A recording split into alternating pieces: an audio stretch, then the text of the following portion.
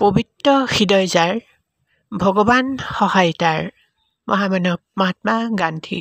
প্ৰেমবিহীন জীৱন শলিতা নোহোৱা চাকিৰ দৰে, মহামানৱ মহাত্মা গান্ধী। আমাক এনে শিক্ষাৰ প্ৰয়োজন, যি শিক্ষাই পৃথিৱীৰ মানুহৰ কল্যাণ সাধন কৰে। ডক্টৰ সৰ্বপল্লী ৰাধাকৃষ্ণন। জীৱনৰ অন্য নাম সংগ্ৰাম। সংগ্ৰাম অবিহনে জীৱনেই হ'ব নোৱাৰে। Napoleon Bonaparte.